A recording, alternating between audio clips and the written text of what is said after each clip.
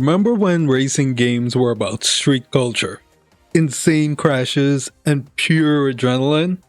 Midnight Club, Need for Speed, Burnout. These weren't just games, they were an era. Today, I'm going back again. So this is another nostalgia video, mainly because recently I was thinking about Midnight Club. I think it was Midnight Club 3 I played the hell out of. Yeah, I was thinking about that game and I was just like, why can't we get games like that anymore? And honestly, I get it. At the end of the day, everything is about business and its profitability. Though I personally did love Forza Horizon, it still doesn't scratch the itch I had when I was playing like Midnight Club or Need for Speed Carbon. Heck, even Burnout. Those games had a unique feel to them. And those games were probably tied to the current culture, Fast and Furious movies were popping off. Popping off is a stretch, but yeah, Fast and Furious, Too Fast, Too Furious. I think even Tokyo Drift. It was just an era of racing games and any type of culture in terms of racing. But yeah, I just wanted to do this video because I truly enjoyed Midnight Club 3 and I was reminiscing about the game, and I just wanted to look back on the era, especially because I have a new perspective on it. I was like, practically a baby back then.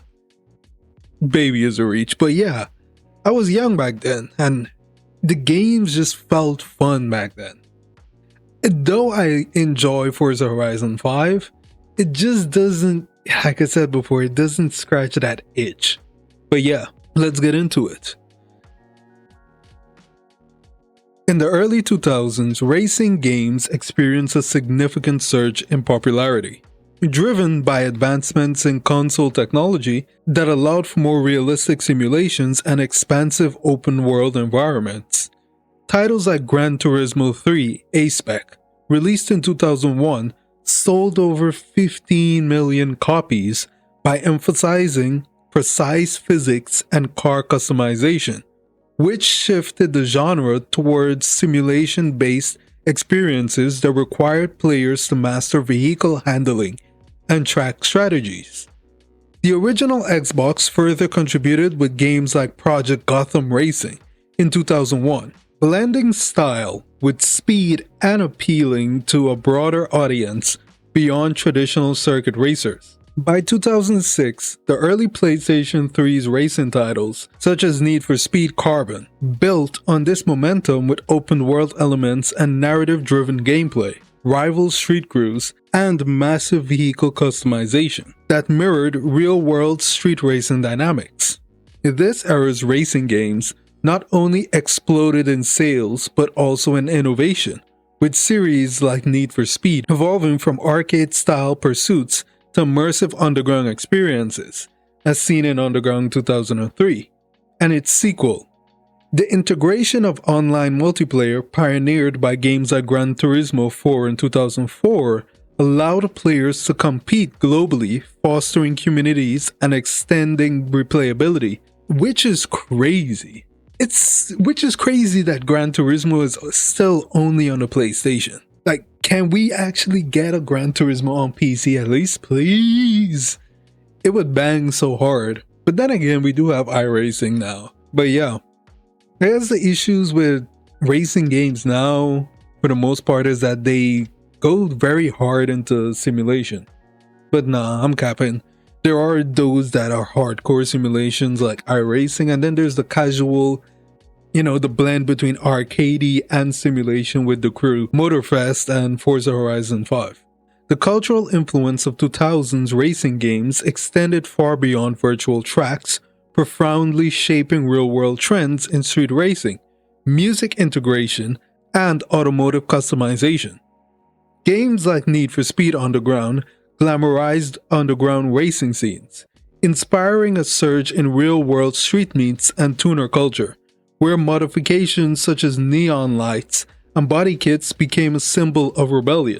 This influence was amplified by the game's portrayal of high-stakes chases and rivalries, which mirrored media like the Fast and Furious franchise. The original Xbox racing titles, including Project Gotham Racing, further popularized these trends by emphasizing style and performance, though their impact was somewhat overshadowed by the PS2's dominance. These games didn't just sell millions of copies, they influenced real life. Need for Speed Underground glamorized underground street racing, neon lights, body kits, turbo engines. It inspired a whole wave of car meets and tuner culture. The Fast and Furious movies and games fueled each other, making street racing feel larger than life. Soundtracks were just as important as gameplay, with hip-hop, rock, EDM songs like Get Low by Lil Jon became iconic thanks to these games. They weren't just background music, they defined the vibe. For many players, these games introduced them to music, fashion, and car culture. Car customization was another key aspect, with games like Gran Turismo 4 encouraging players to modify vehicles realistically, influencing DIY automotive culture and leading to a rise in aftermarket parts popularity. The early PlayStation 3 racing games, such as Need for Speed Carbon, built on this legacy by incorporating narrative elements to romanticize street racing as a form of empowerment. Now, let's get into some racing games back in those days.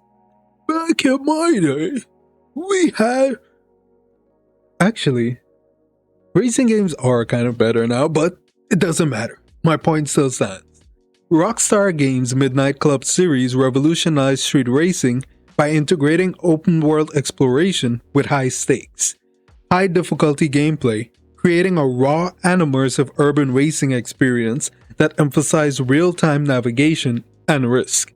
The franchise, beginning with Midnight Club Street Racing in 2000, allowed players to race through detailed cityscapes like New York and London, where races could start anywhere and follow any path, blending arcade-style excitement with the unpredictability of city traffic. This design choice forced players to memorize routes, dodge obstacles, and outmaneuver AI opponents, making each race a test of skill and adaptability that captured the essence of a legal street racing culture. The high difficulty stemmed from aggressive AI that utilized shortcuts and traffic dynamics, often leading to intense police pursuits and vehicle collisions, which added layers of tension and realism to the gameplay. The series' focus on these elements made it a benchmark for open-world racing. The raw street vibe in Midnight Club was achieved through its depiction of nighttime urban environments, where players engage in illicit races amidst bustling city life, fostering a sense of rebellion and excitement. Fan reception has been overwhelmingly positive, with many praising the series for its innovative approach to arcade racing no other franchise has replicated. Midnight Club 3 Dub Edition, released in 2005, stands out as a fan favorite due to its expanded content, including 3 massive cities: Detroit, San Diego, and Atlanta, each filled with diverse racing opportunities and deep customization options. The game's emphasis on high difficulty was evident in its challenging AI and complex track designs, which required players to master city layouts for success. This also contributed to its replayability and enduring appeal. The Need for Speed series, particularly titles like Underground, Most Wanted, and Carbon, the greatest one in my opinion, expanded on street racing culture by emphasizing customization options that allowed players to modify vehicles with neon lights, body kits, and other aesthetic elements, creating a vibrant underground racing atmosphere. In Need for Speed Underground, customization was central, with features like body kits and neon underglow enabling players to personalize cars, which not only altered appearances but also influenced in-game reputation and style points. This mechanic fostered a series of individuality and progression as players unlocked parts. Overall, The series' integration of these features made it a strong competitor to Midnight Club. Ooh, the Burnout series. This is a fun one. The Burnout series shifted the focus of arcade racing towards chaotic destruction, with Burnout 3 Takedown, introducing takedowns as a core mechanic, where players could ram opponents into walls, traffic, or specific objects to gain advantages. This emphasis on high-speed collisions and spectacular crashes created an adrenaline-fueled experience, with features like ragdoll physics and slow-motion replays making failures entertaining and strategic. Burnout 3 stood out for its innovative takedown system, including multi-takedowns and traffic checks, which added replayability. This series' chaotic factor was further refined in Burnout Paradise. Yes, I remember playing this game. Chef's kiss, man. Chef's kiss.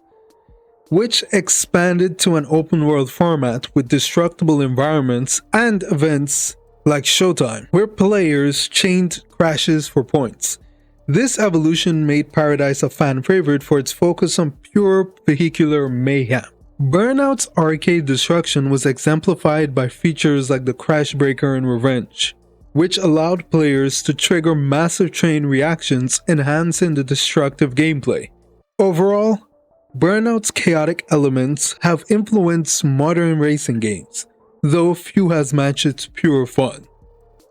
Which is true. Honestly, when I think back on Burnout, I don't think we've gotten a game that copied the physics of Burnout to that degree, especially a racing game.